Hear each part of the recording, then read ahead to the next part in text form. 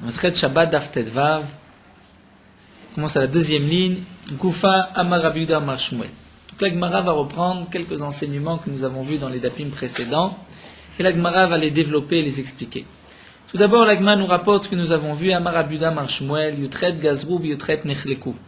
Donc nous avons rapporté au nom de Rabbi Yehuda, qui dit au nom de Shmuel, qu'il y a eu 18 Gzerot, donc 18 décrets que les Chachamim ont institués. Nous en avons donc vu une partie dans le DAF précédent, les 9 premiers.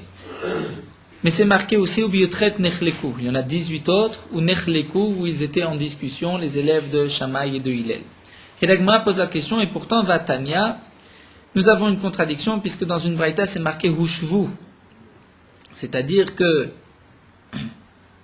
Hushvu, donc par la suite, Beth Hillel a accepté les paroles de Beth Shammai. C'est-à-dire Hushvu, il y a eu 18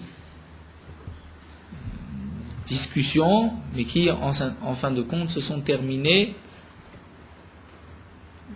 à une conclusion que Beth Hillel était d'accord avec Beth Shammai. Donc comment se fait-il que Shmuel nous a dit il y a 18 points sur lesquels ils étaient en marloquette et donc ils sont restés a priori en marloquette, alors que la Braïta nous dit qu'en fin de compte ils se sont mis d'accord les uns avec les autres. L'Agma répond Bo bayom nechleku ou le machar hushvu. Donc effectivement le jour même ils étaient en discussion, mais le lendemain Beth Hillel a accepté les paroles de Beth Shammai. Nous avons en vérité, d'après l'explication du Rambam, il y a plusieurs explications dans les Rishonim comment compter les 18 Gzerot, puisque nous avons vu, après la Mishnah, que Ve'elu mina alachot, que les deux cas, en polin, ve'en korim, l'interdiction d'enlever les puces, les poux de ses habits à la lueur d'une veilleuse, ou bien de lire à la lueur d'une veilleuse, ceci fait partie des 18 Gzerot. C'est ainsi que nous l'avons réexpliqué dans la Gemara, ainsi explique tout le Rov, la majorité des Rishonim. Le Rambam a quand même une autre explication. Le Rambam nous dit qu'il y avait 3 groupes de 18. Il y a eu 18 Gzerot, 18 discussions qui sont rapportées dans la Gemara. Il y a 18 halachot dans lesquels Beth Shammai et Beth Hillel n'étaient pas en machloket. Ce sont les 18 premiers cas jusqu'à cette Mishnah, c'est-à-dire les 2 premières Mishnayot. Le Rambam compte dans notre première Mishnah où nous avons 2 qui font 4 à l'intérieur et 2 qui font 4 à l'extérieur. C'est déjà 8 cas, nous dit le Rambam, 4 et 4, 8 cas. Ensuite le Rambam continue avec cette interdiction, le Yeshev Lifna Sapar, Ve'elo Lechol, les din, tout ceci. Chaque cas est une halakha sur lesquelles Beth Shammai et Beth Hillel étaient d'accord. Donc le Rambam compte 18 jusqu'à la Mishnah, la dernière Mishnah. Ensuite, nous avons 18 Gzerot qui sont rapportés dans notre Gemara. Donc là, nous en avons déjà vu une partie 9 et il y en a encore 9 autres. Et il y a encore 18 marloquettes entre Beth Shammai et Beth Hillel. Ça, ce sont les Mishnayot qui suivront. Est-ce qu'on a le droit avant Shabbat, par exemple, de laisser des samanim pour faire de la couleur, de la peinture, ou de laisser un piège, tout ce que nous verrons par la suite. Donc ça, ce sont, au moins d'après le Rambam, nous avons 3 groupes de 18. La Gemara a continué et nous dit Goufa, ça aussi nous l'avons vu dans le DAF précédent. Amar Ravuna Beshalosh Mekomot Nechleku Shammai et Hillel. Avec le Gemara avait rapporté qu'il y a 3 endroits seulement où Shammai et Hillel eux-mêmes sont en marloquet. C'est-à-dire toutes les marloquettes que nous connaissons, c'est entre les élèves de Shammai et les élèves de Hillel. Mais Shammai et Hillel eux-mêmes ne sont en marloquette que sur 3 points que la Gemara va développer. Le premier, la Gemara nous dit concernant le chiyuv, l'obligation de chala. Combien de farine, c'est-à-dire combien la pâte doit contenir de farine pour qu'il y ait une obligation du prélèvement de la chala. Eh bien, nous avons une marloquette entre Shammai, Hillel et les Chachamim, et même Rabbi Yossé, 4 déotes. Dans la Torah, c'est marqué Reshit Arisotrem Chala Tarimu.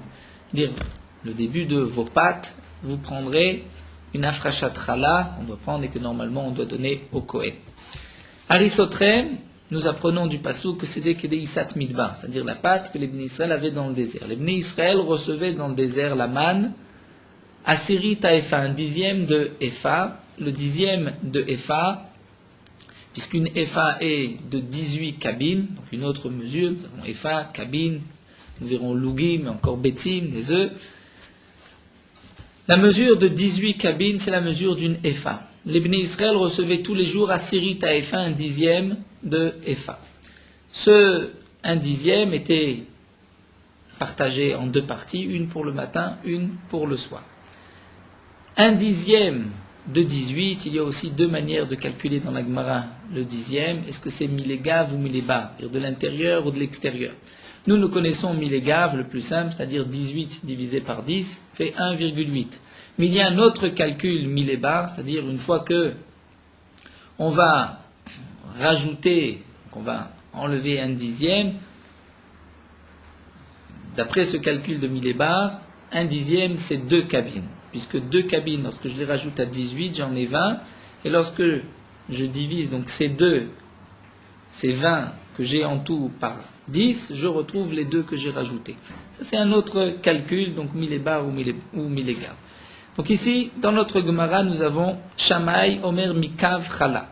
Shammai pense que pour qu'il y ait l'obligation du prélèvement de Chala, il faut qu'il y ait un cave. Pourquoi? Parce que comme nous l'avons dit, la quantité qu'il recevait de manne, c'était 1/10 de Epha. Ce 1/10 était partagé en deux pour le matin et pour le soir. Donc d'après Shammai, le repas du matin ou du soir était d'un cave, puisqu'on va compter 1/10 de 18, 1000 les barres de l'extérieur.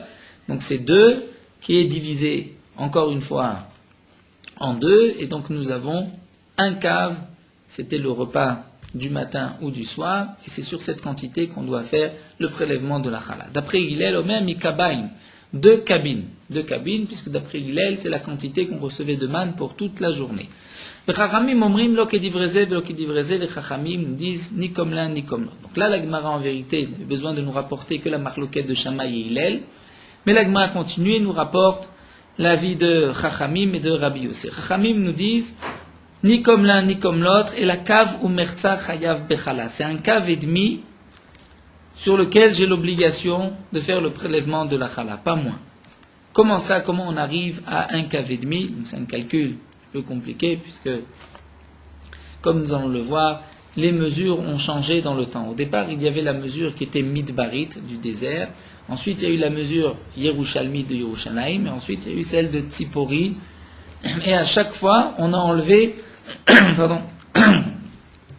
un sixième à la mesure précédente. Prenons un exemple. Si auparavant on avait de midbarit 6 betzim, 6 œufs, dans la mida de Yerushalayim, on a enlevé un sixième, donc les 6 œufs ne faisaient plus que 5 œufs par la suite. C'est-à-dire les œufs à Yerushalayim étaient considérés, la mida des œufs était plus grande que celle qui était dans le désert, puisque dans 5 Betzim à Yerushalayim, on pouvait faire rentrer 6 Betzim, c'est-à-dire la quantité, c'est-à-dire la mesure appelée Betza d'un œuf, de Midbarit.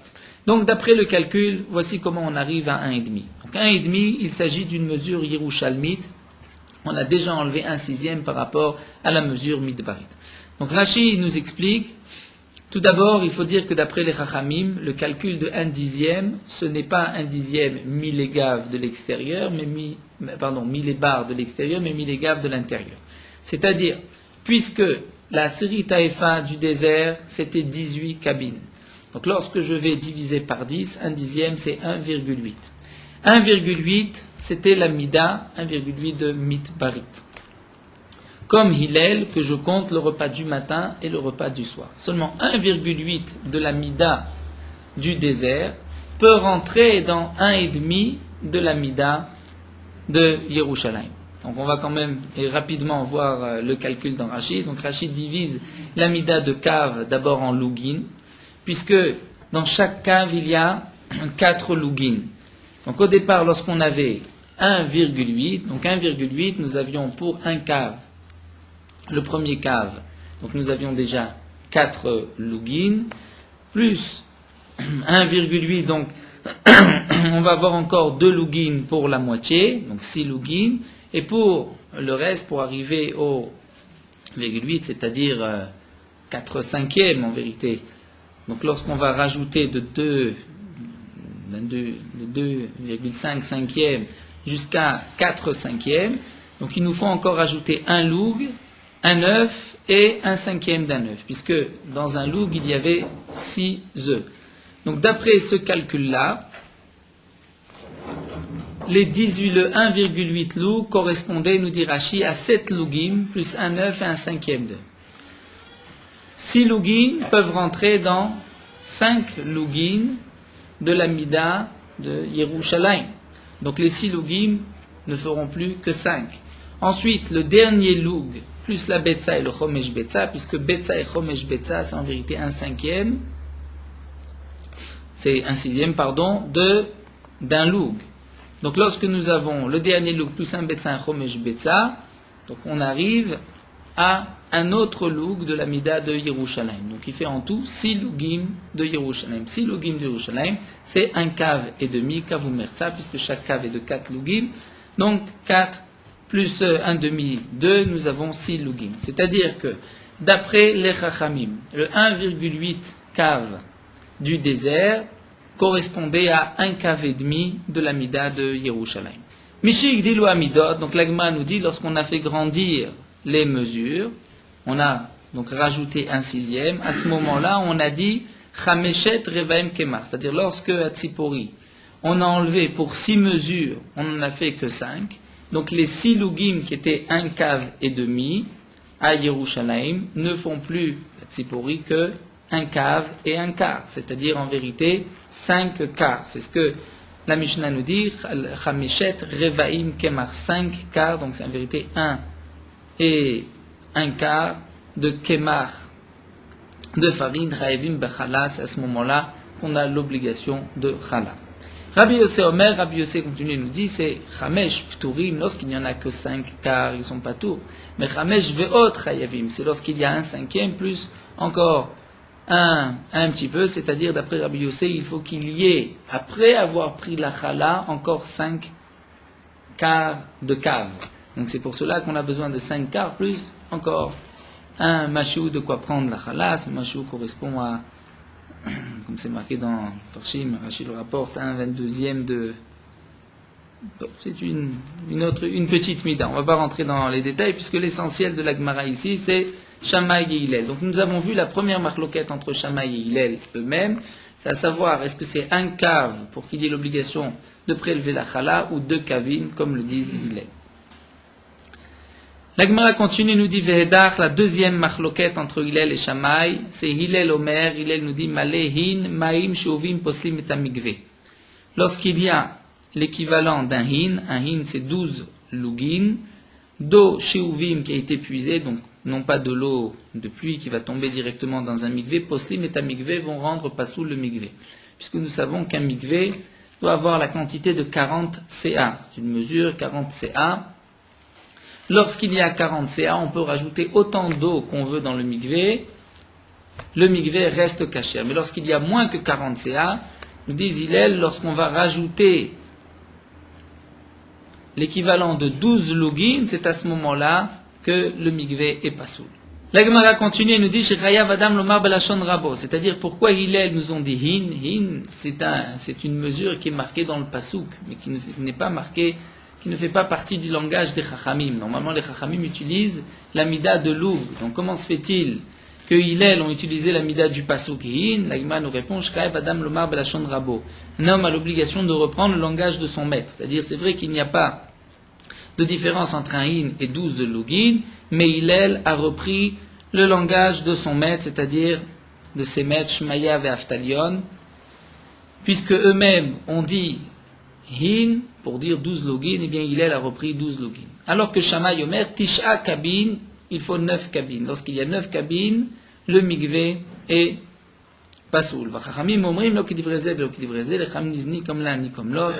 At shebao shne gardiim, ce sont venus 2 gardiim. Gardiim, c'était 2 personnes qui peignaient la laine. Misha'ar à Ashpa, du Sha'ar à Ashpa, c'est-à-dire c'est la porte, une des portes de Yerushalayim, chez Yerushalayim, qui est la porte la moins importante, Veidou, Mishum Shmaya ve'Aftalion, et ces 2 personnes ont témoigné au nom de Shmaya ve'Aftalion, chez Shlosha Lugim Maim Shuvim Posim Tamigve. Même s'il n'y a que 3 Lugim de Maim Shuvim, et 3 Lugim peuvent rendre pasoul le migvé, puisque le migvé n'a pas encore la quantité de 40 CA, avec Kimou, Chachamim et Divrei. Et les Chachamim ont accepté le témoignage de ces 2 hommes, et donc le migvé, d'ailleurs la halakha, c'est que 3 lugin va rendre pasoul un migvé lorsque ce migvé n'a pas encore 40 CA d'eau qui est cachère pour le migvé.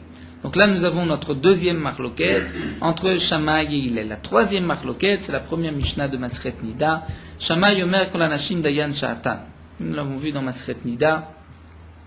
Toute femme est considérée Nida, pas seulement lorsque le sang est sorti à l'extérieur de son corps, mais lorsqu'il est encore dans le Bet Achitzot, la cavité vaginale, la cavité extérieure. La femme est aussi considérée par la Torah comme étant Nida. Donc lorsqu'une femme a vu un saignement aujourd'hui, on peut se poser la question, mais peut-être qu'il y avait du sang à l'intérieur auparavant et qu'elle n'a pas vu. D'après Shammai, Nashim Dayan Sha'atan. D'après Shammai, on ne remonte pas rétroactivement. C'est-à-dire une femme a vu un saignement aujourd'hui, je ne dis pas qu'il y avait du sang auparavant, puisque le sang est certainement tombé immédiatement. Alors que d'après Hillel, mi pkida le pkida, c'est-à-dire je vais remonter jusqu'à la dernière vérification. Normalement, une femme a l'habitude de faire des vérifications tous les jours. Moi, au temps de la Gemara, lorsqu'elle devait manger des aliments purs, elle devait faire une vérification 2 fois par jour, le matin et le soir.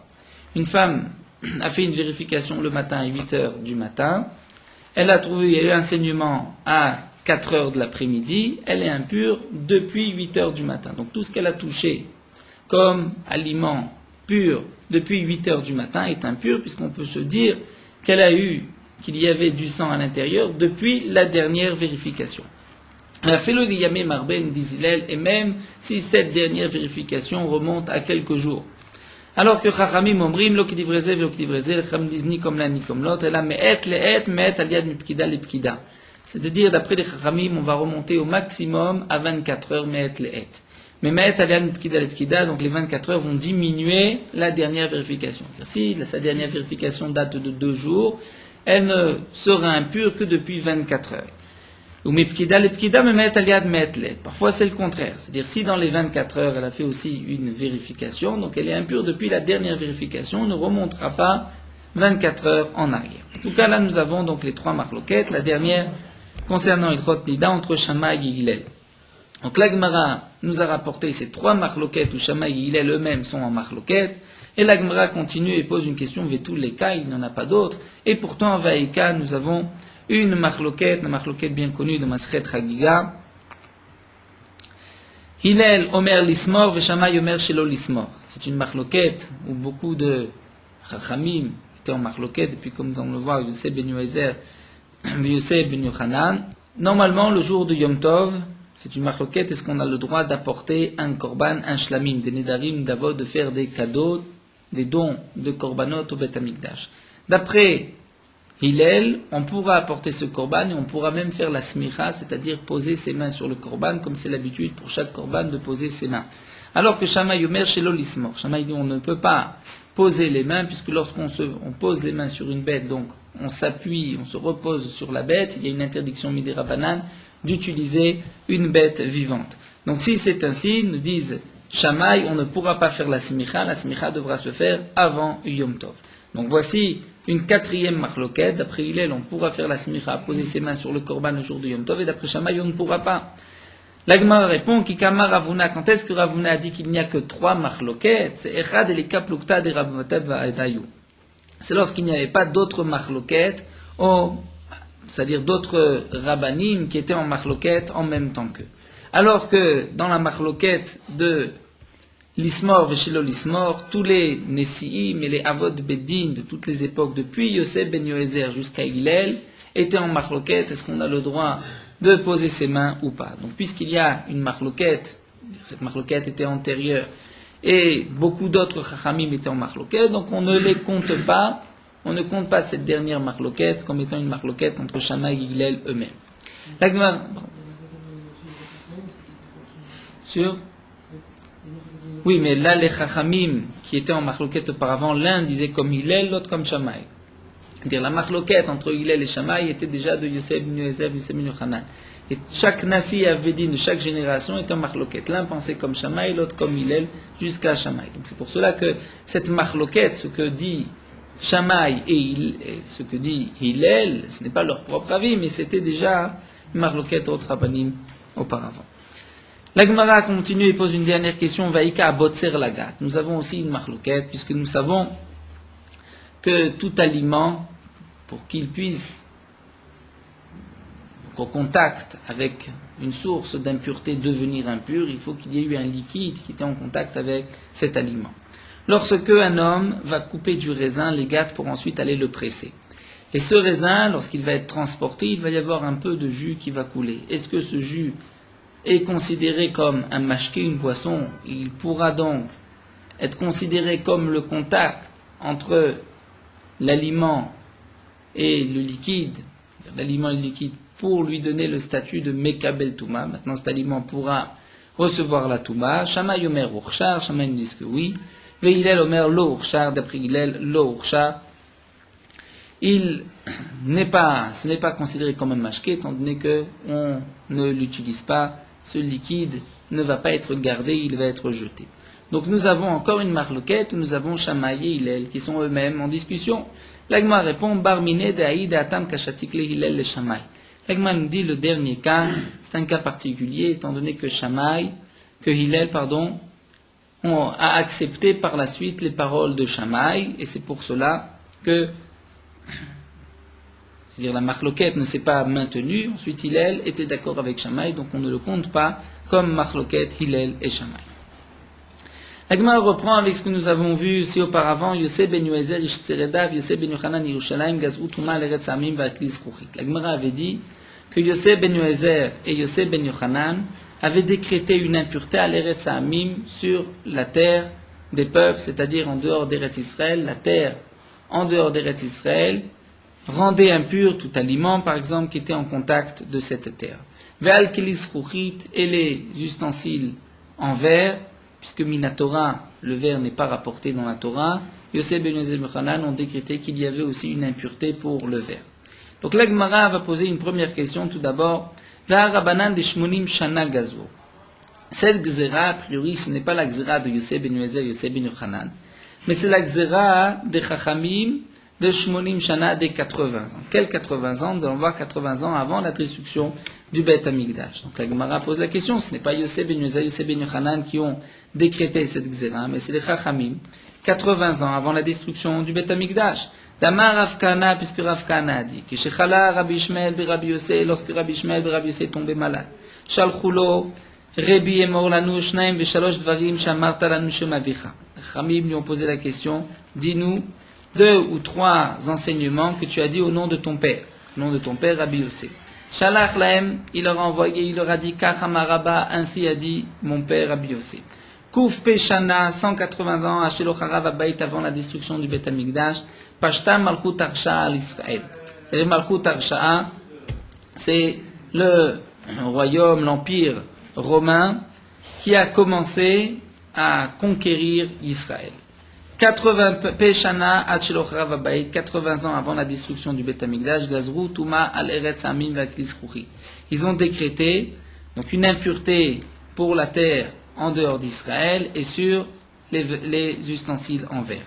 Même Shana Shelocharav Abayit, 40 ans avant la destruction du Beth Amikdash, Galta la Sanhedrin, le Sanhedrin est parti en exil, donc il est sorti du Beth Amikdash, puisqu'il était auparavant dans la Lishkat HaGazit, dans la pièce qui est appelée Lishkat HaGazit du Beth Amikdash, Veyashvala Bechanuyot, le Sanhedrin s'est installé dans un endroit à Yerushalayim, dans le Harabayit, qui s'appelait Chanut Chanuyot. La Gemara nous dit les Maïl Cheta. Qu'est-ce que ceci vient nous enseigner? Que le Sanhedrin a changé de place. La Gemara nous dit Amar Yitzchak bar Avdimi le marche l'odanu dine knasot. Donc le Sanhedrin, puisqu'il n'était plus à sa place, il ne pouvait plus juger les dinim de knasot, c'est-à-dire le knas lorsqu'on devait donner une amende, comme par exemple le din de Ones Mefaté. Lorsqu'un taureau a tué un esclave, il faut payer. Tout ceci, ce sont des knasot. Dîner Knasot, Salkadatar, demande la Gemara, des dîners Knasot, le Sanhedrin ne pouvait plus juger. Pour les Knasot, on n'est pas obligé de se trouver à l'endroit de l'Ishkat HaGazit, et la image de Danou Dîner Nefashot. C'est la Gemara, ce sont les dîners Nefashot, les jugements de condamnation à mort qui n'ont pas été jugés, puisque là il y a une condition, même si un Beddin, un tribunal de 23 personnes, 23 juges, peuvent condamner à mort un homme, et c'est seulement dans le cas où il y a le Sanhedrin à sa place dans la Lishkat HaGazit, on l'apprend d'un pasouk, étant donné que le Sanhedrin s'est déplacé, parti dans les Chanouyot, la raison comme c'est rapporté par ailleurs, le Sanhedrin a vu que les gens, c'est-à-dire les assassins, se multipliaient, Donc le Sanhedrin ne voulait pas juger les dîners Nefashot. Ils ont préféré sortir et à ce moment-là, ils ont arrêté donc de juger toutes les condamnations à mort. Donc ici, nous voyons a priori de cet enseignement de Rabbi Shmuel de Rabbi Yossé qui rapporte au nom de son père que la Xéra sur Eretz Hamim et sur les Klis Chouchit date de 80 ans avant la destruction du Beth Amikdash. Alors la Gemara nous dit, Vechitema, peut-être voudras-tu dire, que Bepe Shana Nameinu Avu, que 80 ans avant la destruction du Beth Amikdash, eh bien Yossé ben Yoézer et Yossé ben Yochanan étaient présents. Et donc eux-mêmes ont fait partie de ceux qui ont fait cette Gzera. La Gemara nous dit, ce n'est pas vrai. Pourquoi? Vatania, nous avons une braïta. Hillel et son fils Shimon, Gamliel ve Shimon. Donc Hillel avait un enfant qui s'appelait Shimon, qui était par la suite le Nassi à la place de son père. Donc Rabban Shimon ben Hillel. Ensuite Gamliel, qui était Rabban Gamliel, le fils de Rabbi Shimon, donc le petit-fils de Hillel. Et ensuite Shimon, qui est Rabban Shimon Gamliel, que nous connaissons, c'est-à-dire Rabban Shimon ben Gamliel, était le père, nous dit Rashi, du Rabban Gamliel, qui s'est disputé dans Masechet Brachot avec Rabbi Yoshua ben Hanania.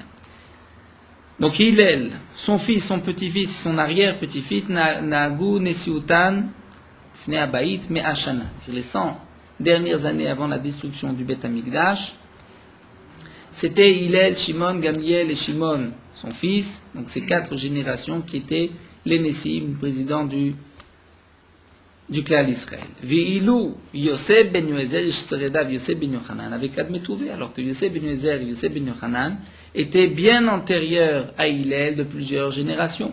Donc si c'est ainsi, comment se fait-il que nous avons vu auparavant que c'est Yosef ben Yoézer et Yosef ben Yochanan qui ont décrété la Touma de Eretz Hamim, alors qu'ici c'est marqué juste 80 ans avant la destruction du Beth Amikdash? On voit que cette Takana était bien antérieure du temps de Yosef ben Yoézer et Yosef ben Yochanan. Nous tournons la page et la Gemara nous répond Ela atu inu gazor agusha. Donc la Gemara nous dit effectivement Yosef ben Yoézer et Yosef ben Yochanan ont fait un premier décret, ils ont décrété agusha, c'est-à-dire sur un morceau de terre, celui qui touche un morceau de terre, prenons l'exemple de la terouma, un aliment de terouma qui touche un morceau de la terre en dehors de la terre d'Israël, l'isrof, on doit brûler cette terouma. Ve'avira ve'loklum. Lorsqu'un aliment va passer dans l'air, c'est-à-dire il ne va pas être posé, pas en contact sur la terre, mais il va traverser l'espace de Chutz Laaretz, ve'loklum, il n'y a aucune impureté. Va'tu rabanan de Peshana. Et donc les Chachamim, 80 ans avant la destruction du Beth Amikdash, eux ont rajouté sur la Gzera et ont dit Gazur avira litlot. Ils ont dit que même sur le avir, même lorsqu'un aliment va passer, va traverser seulement, même s'il n'est pas posé en dehors d'Israël, eh bien l'itlot, on ne pourra pas le manger, mais on ne le brûlera pas non plus. Donc il y a eu en vérité 2 gzerot. C'est-à-dire la première était de Yosef ben Yoézer et Yosef ben Yochanan, et les Chachamim de 80 ans avant la destruction du Beth Amikdash ont rajouté à cette gzera. La Gemara nous dit ça ne va pas non plus, puisque les memra, ça voudrait dire des chada gzerata ou les srefa.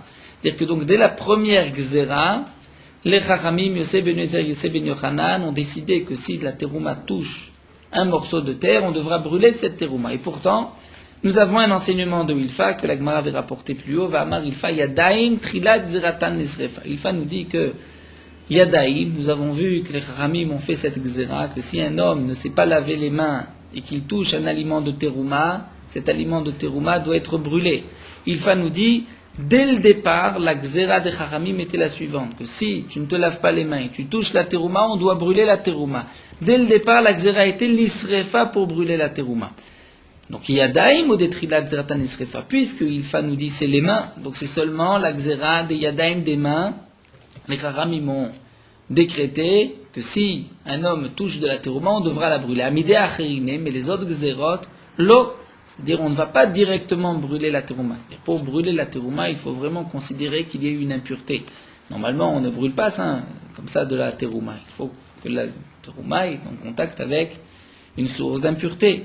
Donc si cette gzera était dès le départ l'isrefa, c'est donc une gzera chamura, une gzera très forte, parce que normalement on devrait dire, bon, on ne va pas manger la terouma, mais on ne va pas la brûler tout de suite. Donc là, Gemara reprend et nous dit effectivement, donc la première gzera n'était pas de brûler la terouma. Et là, tuinu gazura gusha litlot. Donc auparavant, la première xéra de Yosef ben Yoézer, Yosef ben Yochanan était, ils ont décrété à Goucha sur un morceau de terre litlot, effectivement, si cette terouma a touché un morceau de terre, on ne brûlera pas la terouma, mais on ne la mangera pas. On la laissera suspendre, litlot. Ve'avira veloklum. Mais lorsque un aliment de terouma traverse Eretz Ha'amim, veloklum, il n'y a pas d'impureté. On pourra manger la terouma. Vatura banan de Peshanai, les chachamim des 80 ans sont venus, ont décrété Gazora Gusha Lisrof, Ve'avira litlot. Ils ont dit que si la terouma touche un morceau de terre, on la brûlera, et que s'il traverse, cet aliment traverse Chutz Laaretz, litlot, on le laissera suspendre, c'est-à-dire on ne le mangera pas. Donc l'Agma a répondu, ce n'est qu'en deuxième temps que les Chachamim ont décidé de brûler la terouma si elle a touché un morceau de terre de Chutz Laaretz. L'Agma continue et pose une dernière question, et pourtant va kate be'usha gazur. C'est marqué que cette gzera de brûler la terouma, c'était be'usha, en usha. Donc usha, c'était un des exils du Sanhédrin, donc c'est bien après les 80 ans d'avant la destruction du Beth Amikdash, et nous avons une Mishnah, que là-bas il y a eu cette Xéra. Ditnan, voici la Mishnah qui nous dit Alvav sfekot sorfim et atrouma. Sur 6 sfekot doute, on brûlera la terouma. Al safek betapras, c'est-à-dire lorsque la terouma a été en contact avec un betapras. Betapras est un terrain dans lequel il y avait un mort enterré, on a labouré le terrain, et donc les ossements de ce mort se sont éparpillés dans tout ce terrain. Les Chachamim ont dit, celui qui va traverser ce betapras est impur, puisque peut-être qu'il a déplacé un os d'un mort. Donc en lui-même, c'est un safek, puisqu'on n'est pas sûr que celui qui a passé a déplacé. C'est un doute. Malgré tout, sur ce safek, on brûlera la terouma. Deuxième safek, al safek, afar abba meretz ha'amim. Sur de la terre qui vient meretz ha'amim, et donc là Rashi nous dit, ce n'est pas lorsque j'ai un doute si ce morceau de terre vient de Chutz Laaretz, mais toute terre de Chutz Laaretz est considérée comme un doute. Quel est le doute? Puisque peut-être il y avait kever, nous dit Rashi, un kever shelmet aussi, donc un mort qui a été enterré en Chutz Laaretz, et que cette terre provienne de la tombe de ce mort. Nous avons un troisième safek, un safek bigdei hamaret. Si un homme a touché, comme c'est de la terouma, a touché un habit d'un hamaret, d'un ignorant, là aussi les chachamim ont laissé le doute, peut-être que cet habit est impur. Pourquoi? Nous explique Rashi, peut-être que la femme nida du hamaret s'est assise sur ses habits, donc les habits sont impurs, comme c'est marqué dans Chagiga bigdei hamaret midras la pousim. Les habits d'un hamaret sont considérés comme impurs, les pochim, pour celui qui fait attention à tous les dinim de Touma et Tahara. Et donc, lorsqu'un morceau de terouma, un aliment de terouma a touché l'habit d'un hamaret, même que j'ai un doute, est-ce que cet habit est impur ou pas, je brûlerai la terouma. Val safek kelim animtsaim. Lorsque je trouve un ustensile, et je ne sais pas si cet ustensile est impur ou pas, si cet ustensile est en contact avec la terouma, je brûlerai la terouma. Val safek harokim, lorsque j'ai un doute, je trouve un crachin, un roc, peut-être que c'est le roc d'un zav, comme nous l'avons vu auparavant, que un homme qui a l'impureté de ziva, son roc est impur, parce qu'il y a un roc, je ne sais pas est-ce qu'il est d'un zav ou pas, que un morceau de terouma a été en contact avec ce roc, je devrais brûler cette terouma. Val safek meragle adam shekeneged meragle bema. Lorsque j'ai un doute, si les urines sont des urines d'un homme, et si elles sont les urines d'un homme, peut-être que ce sont les urines d'un zav, nous avons vu que tous les liquides du zav sont impurs, même si ces urines se trouvent à côté, shekeneged meragle bema, les urines d'une bête, donc je pourrais dire, puisque ces urines, je suis sûr que c'est d'une béma, d'une bête, donc il n'y a pas d'impureté, donc les autres aussi sont d'une bête, malgré tout, je maintiens mon safek, une sorte de sfek sfeka, de double safek, puisque même si ce sont les urines d'un homme, je ne sais pas si cet homme était pur ou si cet homme était zav. Malgré tout, dans tous ces cas-là, al-vadaï maga'an, Safek Tumatan, lorsque la terouma a été, je suis sûr, en contact avec un des 6 cas qui a été rapporté, et donc il y a un Safek Tumatan, un Safek peut-être que cette terouma est impure ou pas, Sorfim et ta terouma, on brûlera la terouma. Rabbi Yossé Omer, Rabbi Yossé nous dit, Af al Safek Magan Birshut Ayachid Sorfin, Rabbi Yossé nous dit, même si j'ai un doute, est-ce que l'aliment de terouma a touché un des 6 cas qui sont rapportés, par exemple, si j'ai un doute, est-ce que la terouma a touché la terre de Chutz Laaretz ou pas? Si c'est dans un Rishut Hayachid, dans un domaine privé, puisque nous savons, ça fait que Touma Birshut Hayachid Tamé, eh bien on brûlera la terouma.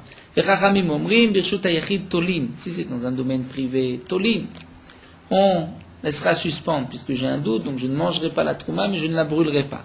Birshut Arabim, c'est dans un domaine public, théorine, dans ce cas-là c'est pur, comme la règle qui dit tout ça fait que Touma Birshut Arabim Sfeko Tahor.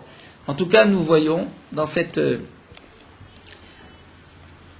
Mishnah que nous avons 6 Fekot, 6 doutes, et parmi les 6 Fekot, c'est la terre qui vient Meretz Amim de Chutz Laaretz. V'amar Ula et Ula nous a dit Elu Vav Sfekot.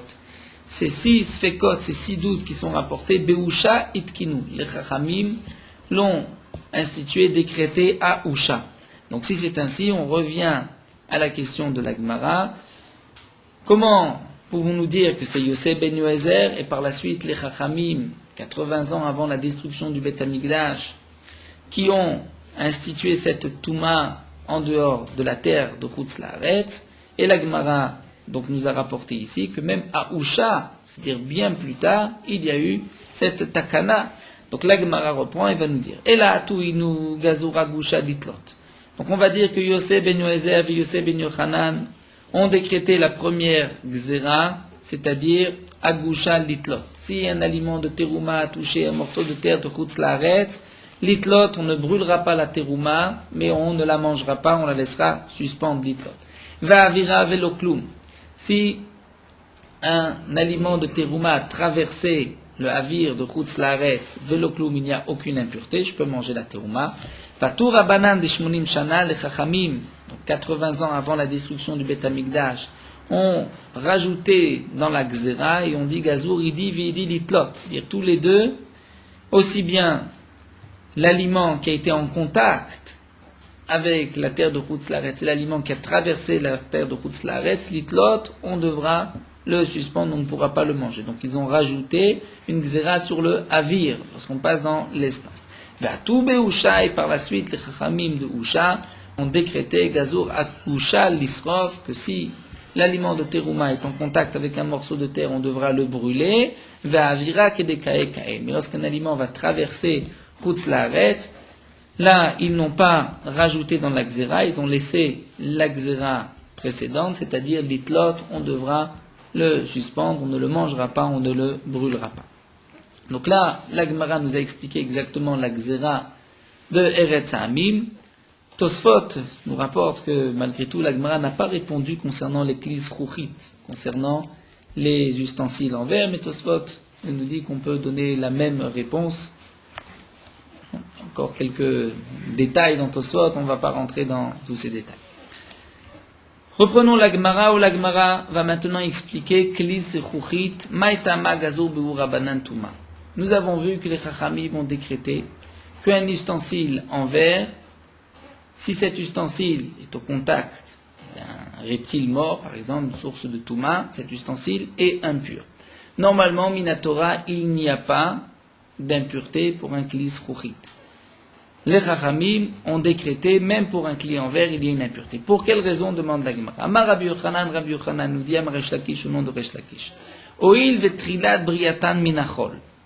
Étant donné que le verre, il a été créé à partir du sable, et que le sable ressemble au kli cheres, c'est-à-dire l'ustensile en argile, en terre, donc shavinu rabanan ke kli cheres. Les Chachamim ont donné le statut au verre, le statut du kli cheres. Et la me'ata, si c'est ainsi, demande la Gemara, nous avons des règles concernant le kli cheres. Donc tout d'abord, le kli cheres, un ustensile en argile, il ne recevra l'impureté que de l'intérieur et non pas de l'extérieur. Alors que tout autre keli en métal peut être impur lorsque le reptile a été en contact à l'intérieur ou à l'extérieur du keli. De plus, un kli cheres, on ne pourra pas le tremper dans un mikvé, il faudra le briser, c'est-à-dire le purifier, c'est en le brisant, en faisant un trou dans ce kli cheres, ainsi qu'on pourra le purifier de son impureté.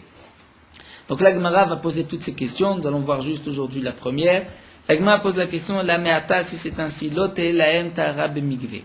Si le kli srouchit, l'ustensile en verre, est tamé parce qu'il ressemble au kli cheres et que les chachamim lui ont donné le statut de l'ustensile en argile, donc il ne devrait pas y avoir de possibilité de le purifier dans un mikvé. À la matnan, et pourtant, donc nous avons enseigné, ve'elu chotzetzim bakelim.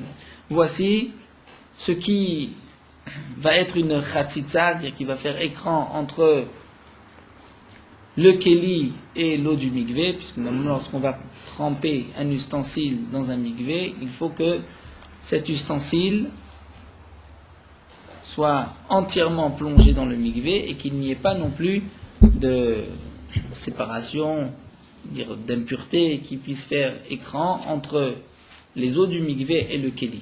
Par exemple, nous avons, même pour un keli aujourd'hui, une étiquette, on ne pourra pas tremper ce keli dans un mikvé, il faudra d'abord enlever l'étiquette pour pouvoir tremper le keli. Donc de même, nous dit la Mishnah, Velo chotzetzim bakelim, azefet. S'il y a un petit peu de zefet, une sorte de goudron, va mort. Mort, c'est une sève, une sorte de gomme, un mastic, d'après d'autres rishonim. Bekli srouchit, dans un keli en srouchit, en verre, ils sont chotzetzim. Si j'ai un keli en verre, que je dois tremper, et qu'il y a un peu de zefet de goudron ou de gomme, je devrais l'enlever pour pouvoir tremper ce keli dans un mikvé. Donc je vois de cette braïta, de cette Mishnah, qu'un kli zechouchit, je peux le tremper dans un mikvé, c'est ainsi que je vais le purifier. L'Agma répond à Rabbi Maeskinan ici, c'est vrai qu'il s'agit d'un keli, d'un ustensile en verre, mais c'est un ustensile en verre qui a déjà le statut d'un ustensile en métal. Comment ça? Il s'agit d'un ustensile en verre dans lequel on a fait un trou. Puisqu'il y a un trou, le kli cheres, le kli de verre, est considéré comme un kli cheres en argile, en terre. Il y a un trou, donc il a été brisé, ce kli est pur, il n'y a plus d'impureté. Bon, j'ai bouché le trou de ce kli avec un peu de plomb, et nous allons voir que d'après Rabbi Meir, Akol olech achara ma'amid, tout dépend de celui qui est ma'amid, c'est-à-dire qui retient le kli. Comment se fait-il que je peux maintenant utiliser ce keli en verre? C'est parce qu'il y a ce bouchon en plomb qui retient les liquides à l'intérieur. Donc si c'est ainsi, le keli, l'ustensile lui-même, va avoir le statut de kli matechet, c'est-à-dire d'un ustensile en métal, puisqu'il n'est keli que grâce à ce petit morceau de plomb. Et donc si c'est ainsi, je devrais le tremper dans un mikvé. Et à ce moment-là, s'il y a un peu de zéfet ou de gomme qui est chotzet, je ne pourrai pas tremper le keli. C'est ce que la Gemara nous répond. Donc la Gemara nous dit, Achab Maeskinan, ici il s'agit que ce keli a été troué. Puisqu'il a été troué, il perd son statut de kli cheres et son impureté de kli cheres. Veitif letochan ever. On a fait fondre un peu de plomb pour boucher le trou. Verab Miri, et l'auteur de cette Mishnah, c'est Rav Meir de Amar Kedle Akol olech achara ma'amid, tout dépend du ma'amid, c'est-à-dire de celui qui retient le liquide. De Tanya, Kli zechouchit, nous avons une braïta, un ustensile en verre chez Nikvou qui a été troué, Veitif Torah Never, on a fait fondre du plomb sur le trou, on l'a fermé. Amar Rabban Shimon Gamliel, Rabban Shimon nous dit Rav Meir metamé, v'chachamim metaharim. Rabban Shimon Gamliel nous dit que d'après Rav Meir il est tamé, d'après Chachamim il est tahor. D'après Rabbi Meir, il est tamé. Pourquoi? Puisque c'est maintenant un keli matechet. Puisque c'est un keli matechet, donc a priori, il va même garder son impureté antérieure, ce qu'il avait avant même d'avoir été troué. Donc je devrais le tremper dans un mikvé. Puisque je le trempe dans un mikvé, donc là Rabbi Meir nous dit dans la Mishnah, Elu chotzetzim bakelim azefet v'amor bekli zechouchit. S'il y a un peu de goudron sur ce keli, je ne peux pas tremper ce keli zechouchit. Donc ça, c'est ce que l'Agma nous répond. Donc on maintient ce que nous avons dit. Pourquoi les chachamim ont décrété une touma pour le keli zechouchit, pour l'ustensile en verre? C'est parce que, étant donné qu'il a été créé à base de sable qui ressemble à la terre au Klicheres. Les Chachamim lui ont donné le statut de Klicheres. Nous verrons demain une autre question. La Gemara pose la question, c'est ainsi l'impureté ne devrait être que de l'intérieur et non pas de l'extérieur. Et pourtant, nous avons Braïta qui nous dit le contraire. Ça, Bezrat Hashem, nous développerons demain.